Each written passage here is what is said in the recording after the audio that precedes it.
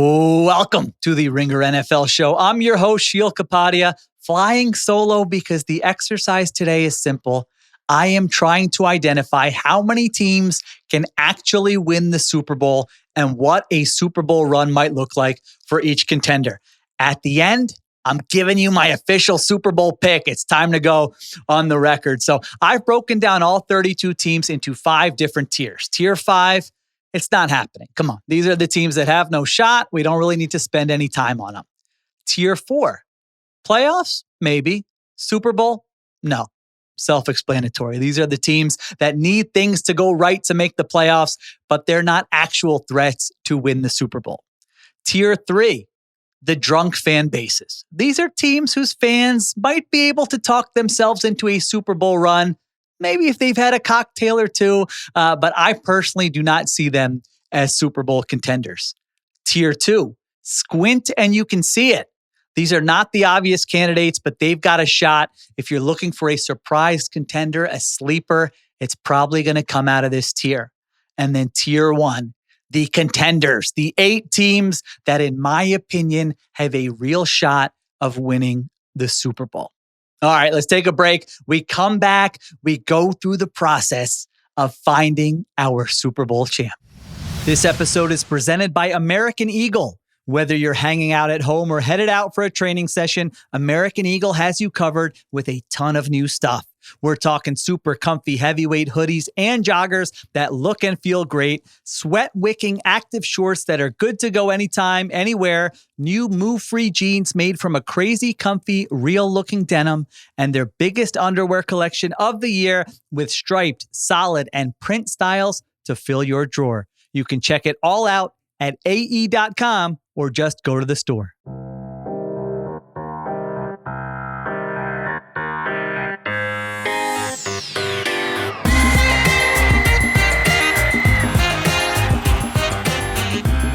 All right, we're back. We start with tier 5. It's not happening. Now, I've only got 3 teams in this tier: the New Orleans Saints, the Cleveland Browns, and the New York Giants. I just can't, even under wild circumstances, see any of these teams winning the Super Bowl. So sorry to those fan bases. Maybe you'll still have a fun season. Maybe you'll be checking out the draft early. I don't know, but we're not going to spend much time on you today. All right, tier 4. Playoffs? Maybe. Super Bowl? No. Jets, Titans, Panthers, Raiders, Dolphins, and Colts. So I've got 6 teams in that tier. Again, these teams could be a little frisky, might have some fun stories, might sneak into the playoffs if things go really well, but they are not winning the Super Bowl. So right off the bat, those 2 tiers, we've already eliminated 9 teams. Now we get to tier 3, the drunk fan bases. Again, if you're a fan of these teams, maybe you have a couple drinks, you start going to the group chat and saying, hey, maybe this can go right. Maybe this can go right. You start talking yourself into a Super Bowl berth. You can talk yourself into it, but I personally don't see it happening. So let's knock off these teams one by one. We start with the Pittsburgh Steelers. You want to talk yourself into Aaron Rodgers and this pass catching group, and this being the first Steelers team to win a playoff game since 2016. This defense slowing down guys like Lamar Jackson and Josh Allen and Patrick Mahomes. You want to talk yourself into it? Go ahead, but sorry, I don't see it. New England Patriots. You do always have to be aware of the possibility for that second-year quarterback to make a huge leap. You're going to hear me mention that a bunch of times when I go through some of these other teams, because that is a thing in the NFL. I could see that happening with Drake May. I like Drake May, but this team just is not talented enough. You know, frisky playoff team. Yeah, sure. I could get there maybe, but Super Bowl would be an absolute stunner. So New England Patriots, you're out of here. Jacksonville Jaguars. Now, they're an interesting one. You can probably get to a place where you say Trevor Lawrence has a nice season, new play caller, and Liam Cohen. Look what he did with Baker Mayfield.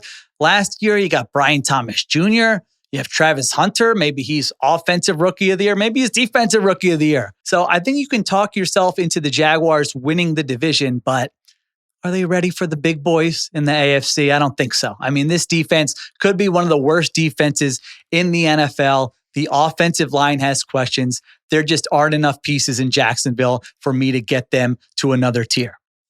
Atlanta Falcons.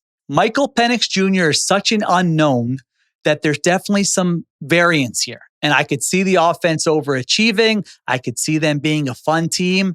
But you look at that defensive depth chart and man, it is ugly. So this defense being good enough to get them to a Super Bowl, that would require some kind of miracle, in my opinion. All right, this might surprise some people. I think they're getting some sleeper buzz, but I have the Seattle Seahawks in this tier. I think the defense is going to be good enough.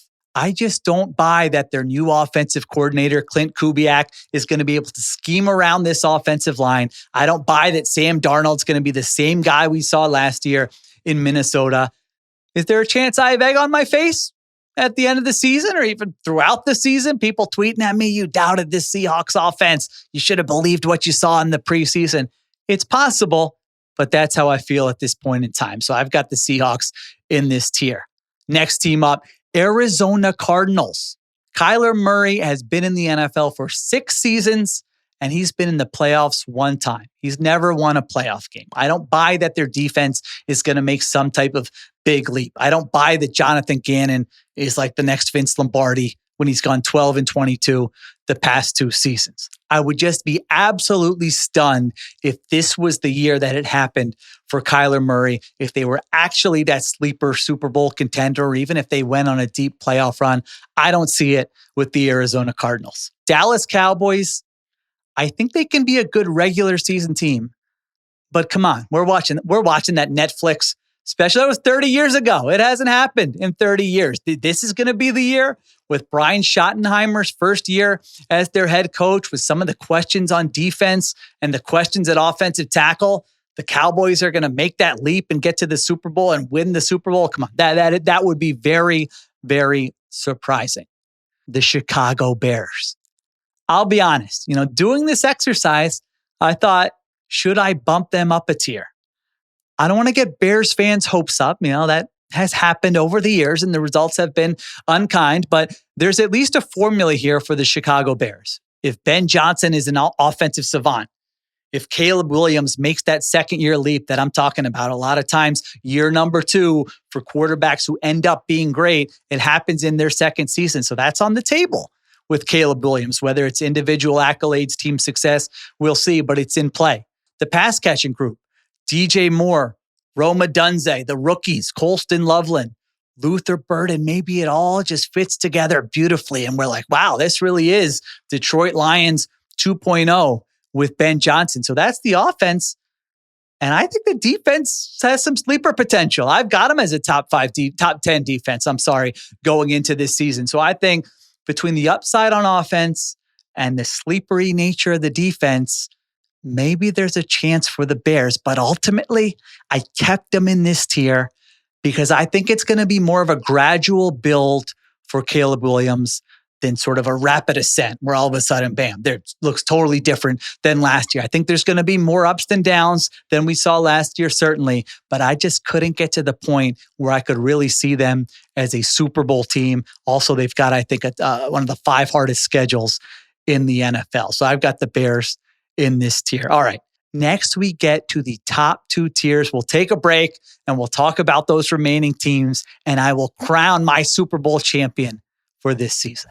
This episode is sponsored by American Eagle. Hanging out at home or headed out for a training session? American Eagle has you covered.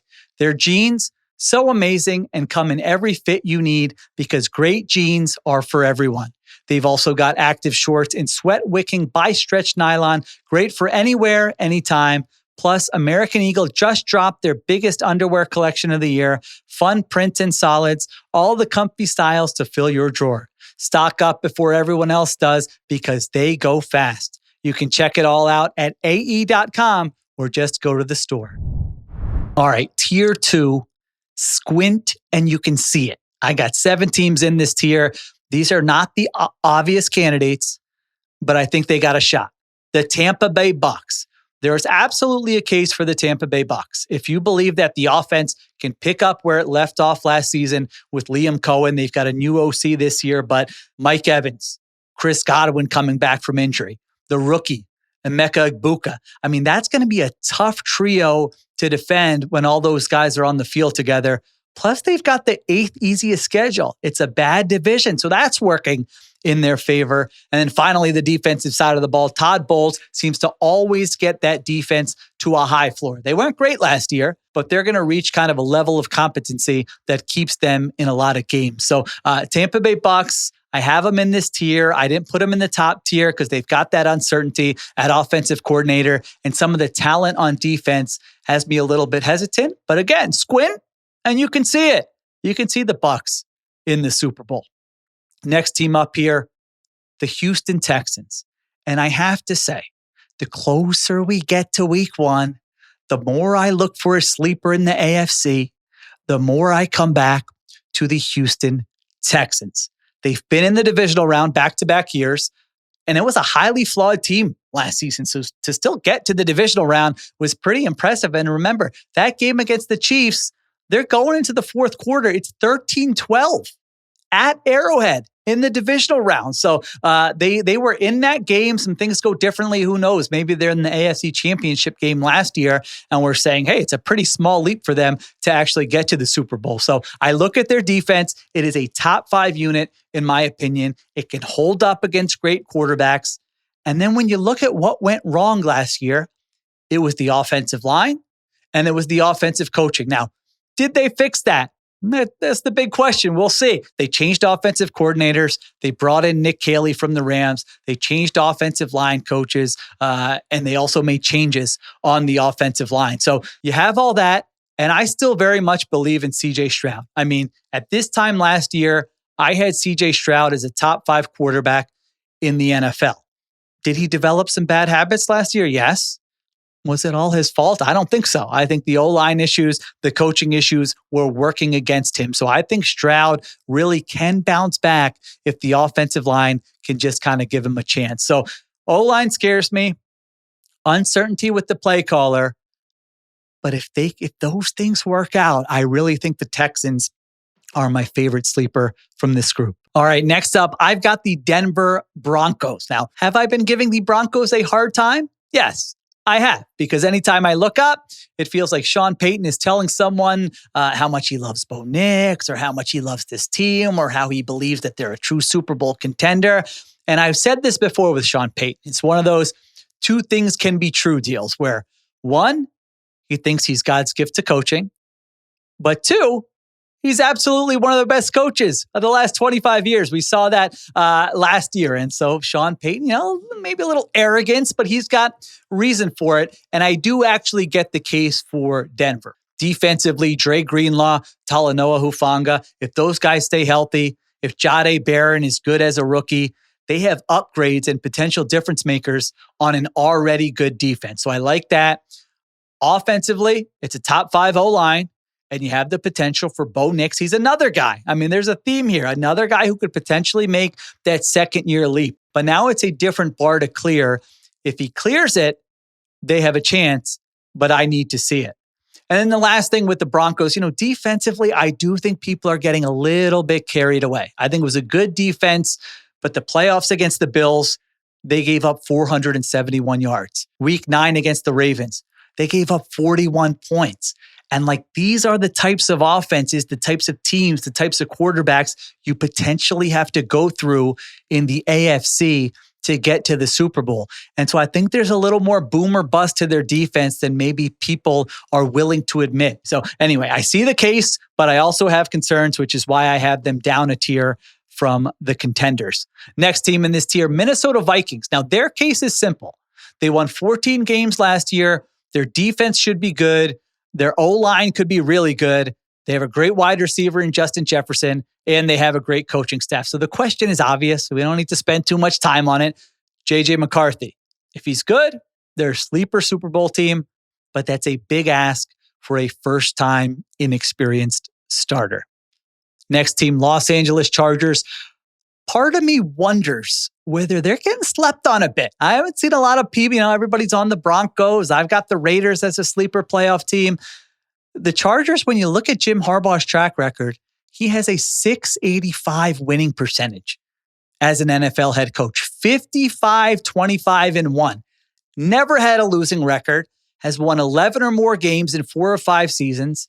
And so I look at that and say, maybe we should be taking them a little more seriously. But then as I dig deeper, unless Justin Herbert delivers an MVP season, it's just hard for me to see that offense making a big leap when you look at the state of their offensive line. So I have questions on that side of the ball. And then I love the defensive coaching, but I have questions about the talent defensively. So I just can't put them in the top tier when they haven't won a playoff game yet. That feels like a big ask for a team that hasn't done it. Cincinnati Bengals, you're up next. They are an interesting one because I've generally had this view that you can overcome a bad defense with a great offense. But then I was doing a little research for the pod, and I looked at the last 10 Super Bowl champions, and none of them had a below average defense. That's by DVOA. The worst defense among the last 10 Super Bowl champions was the 2019 Chiefs, and even they were 12th. And I just have a hard time seeing that Bengals defense getting close to 12th. I mean, it feels like a success might be 23rd or something for them. And is that going to be good enough in the playoffs? Recent history would say probably not going to be good enough to win a Super Bowl with a defense that can't be a little bit better than what their defense projects to be. So I think they can be a frisky team, but the defense has me holding them back from the top tier. All right, last team in this tier, Los Angeles Rams. Two things make me nervous. One, the defense. Same thing I said about the Bengals to a much lesser degree. I like their front, but I have questions about their corners, and it would require a big leap for them to get to an above average defense. And then obviously the Matthew Stafford injury. I mean, it just takes a leap of faith to believe that given what we've seen this summer, he's going to be able to stay healthy enough and play well enough at the age of 37 to get them to a Super Bowl or win a Super Bowl. His A-plus game, still great, but I just don't know how often he's going to be able to get there throughout the course of a season and then on a playoff run. So I've got the Rams in this tier. All right, those are all the teams in tier 2. Now we go to tier 1, the actual contenders. All right, we've got 8 teams in tier 1. I'm going to count down. I'll finish with the 2 teams I think are going to be in the Super Bowl, but I think these 8 teams have a real shot. Washington Commanders. Here's what it looks like. Jaden Daniels emerges as a guy. He proves that there was nothing fluky about his rookie season. And I keep mentioning this second season thing with quarterbacks. Patrick Mahomes, second season, wins MVP. Lamar Jackson, second season, wins MVP. Joe Burrow, second season, goes to a Super Bowl. What if Jaden Daniels just shows he belongs in that tier? I'm not saying it's a given. There's reasons to think they're going to take a step back, but it's also possible that the offensive line has improved, that Deebo Samuel has a good year left, that Dan Quinn finds a way to coach up the defense. But again, it's all predicated just on Jaden Daniels being special. So that's the case for the Commanders to be in this tier. The Green Bay Packers, I got them in this tier. Here's what it looks like. Jordan Love stays healthy. He builds on the promise we saw a couple of years ago. You know, there's less variance to his game. His accuracy is better. Matthew Golden, the rookie, he makes a big impact right away. They got a top 5 offense. Defensively, they build on what we saw last year. We say Xavier McKinney is one of the best safeties in football. He's taking the ball away every other week. All those things that I'm mentioning, it doesn't require like some type of massive leap for the Green Bay Packers. You know, Matt LaFleur has generally produced good, competitive teams. It's just a matter of whether they can get over that hump. But this is a well-rounded team that has a young quarterback with upside. The Packers have a shot also, although they're not my pick. My pick will come with the last 2 teams. 49ers. Here's what it looks like. Offense plays at a high level. The key cogs, we're talking about Brock Purdy, Christian McCaffrey, Trent Williams, George Kittle. They stay relatively healthy. I'm not saying everybody's going to play all 17 games, but they stay relatively healthy. They get enough from the wide receivers, Ricky Pearsall, Jawan Jennings, and defensively, Robert Saleh looks like a difference-making defensive coach. They pile up wins, NFL's easiest schedule. Maybe they get home field throughout the NFC playoffs. They play at home in the Super Bowl, and Kyle Shanahan finally gets his ring. Do I think all those things are going to happen? No, but there's a case for the 49ers. All right, next up, Detroit Lions. Here's what it looks like. Despite the 2 coordinators, Dan Campbell leaving, Dan Campbell shows that the infrastructure of this organization, of this team, of this franchise is strong. I mean, I think back to 2 years ago, they lose that devastating game in the conference championship, and you wonder, what's it going to look like next year? They come back and they go 15-2. Like, that shows me something just about the core of that football team. I mean, they've gone 27-7 the last 2 years. So offensively, don't try to fix what's not broken. Just keep it rolling, perform at a high level, still a talented group. Defense, you get better injury luck than you had last year. Aiden Hutchinson wins Defensive Player of the Year. They extend that window, and maybe they finally cash in just as maybe people are out on them. There's the flip side where they take a step back. The O-line's not as good. The new coordinators can't keep going what has been built there in Detroit. So they're not my pick, but I do think there's a case for the Detroit Lions. All right. That brings us down to the final four teams left. I am eliminating the Kansas City Chiefs. All right, so here's the scenario that makes me look like a dummy. Offensive line changes work out. Rookie Josh Simmons immediately provides that stabilizing force at left tackle.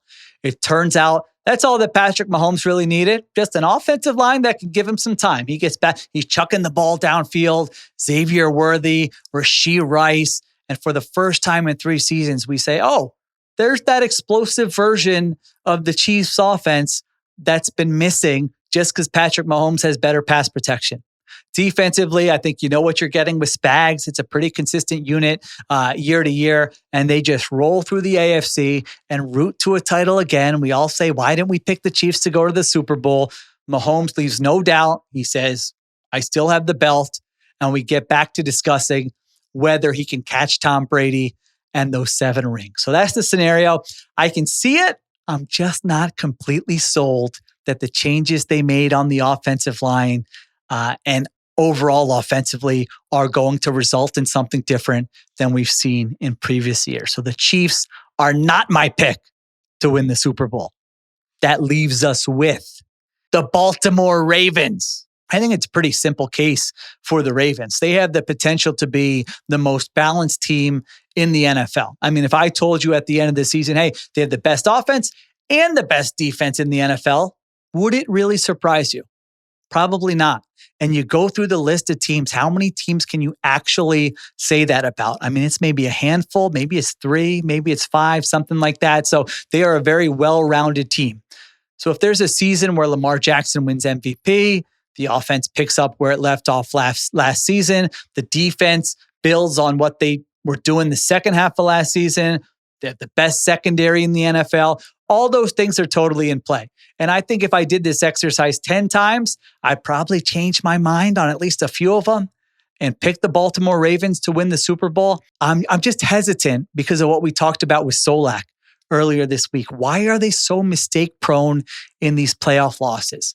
Why don't they deliver their best games in the playoffs? It's sort of been a running theme, and it could be complete randomness. I am totally open to that. But it feels like if some of these were best of 3 series, best of 5 series, like they would have already won a title. But in these one-off playoff games, things seem to always go wrong. So maybe I just need to see it with the Baltimore Ravens. All right. Finally, the main event, it comes down to the Eagles and the Bills at Levi Stadium in Santa Clara. And my pick for Super Bowl champion this season is the Buffalo Bills. They finally do it. All right. Sorry, Eagles fans listening to this, but let's get the case. Maybe you're happy. You're probably happy I didn't pick your team, but let's get the case for the Eagles out of the way first. Then we'll get to the Bills. There's a chance that this offense is better and more balanced than it was a year ago when the passing game, remember, it had issues late in the season, so maybe it's more consistent throughout the season. They've got the best offensive line in the NFL. They just have a lot of great players. Like, it's not that fun to, make the case for the Eagles because you're like, yeah, A.J. Brown, Devontae Smith, great offensive line. Saquon Barkley, Jalen Hurts in a big spot, has shown he's going to come through on multiple occasions. Defensively, great coach, Vic Fangio. All those things are in play. It's just hard to repeat as Super Bowl champion. And I think they got some questions in the secondary where I think the defense takes a little step back. Much harder schedule they've got this year. new offensive coordinator. We'll see how much that matters, but you add it all up and there's some uncertainty with the Philadelphia Eagles. And so I think they've got a great chance, but I'm not predicting them to repeat, which brings us to the Buffalo Bills. And I told someone recently that the Bills were my pick, and the response was, again?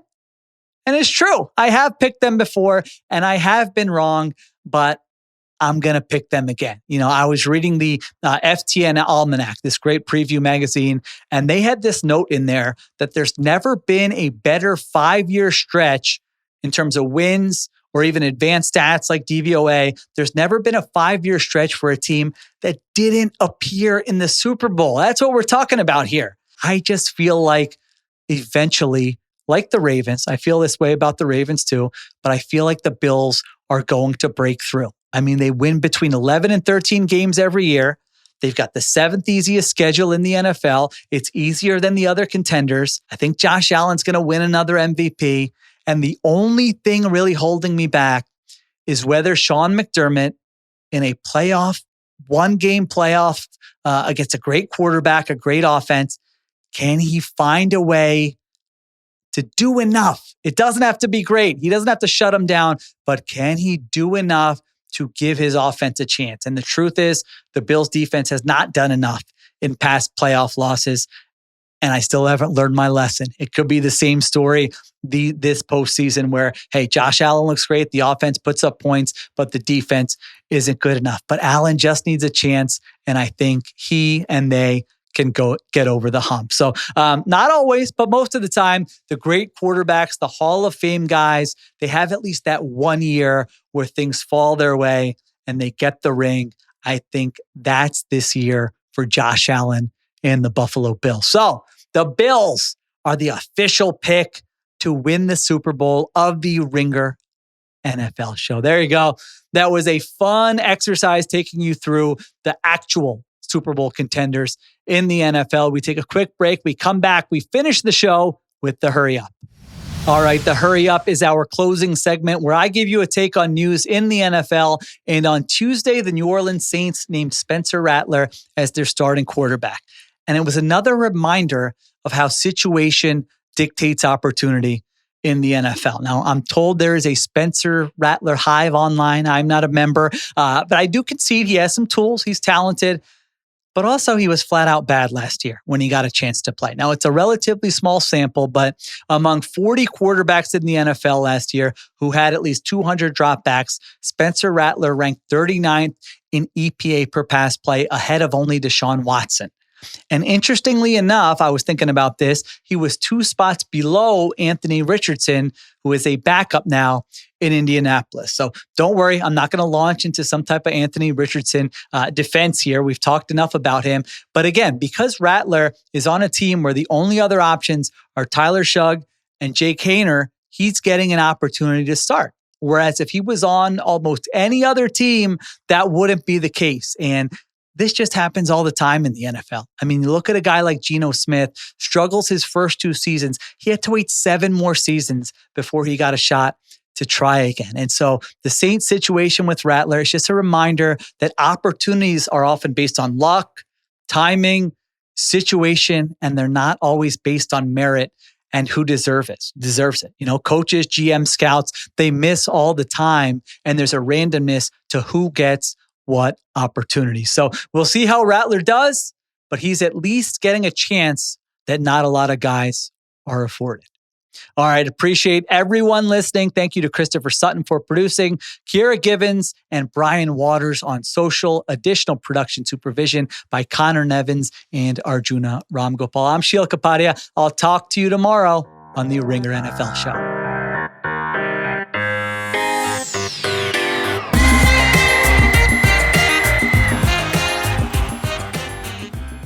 Must be 21 plus and present in select states. For Kansas, in affiliation with Kansas Star Casino, or 18 plus and present in D.C. Gambling problem? Call 1-800-GAMBLER or visit rg-help.com. Call 1-888-789-7777 or visit ccpg.org/chat in Connecticut or visit mdgamblinghelp.org in Maryland.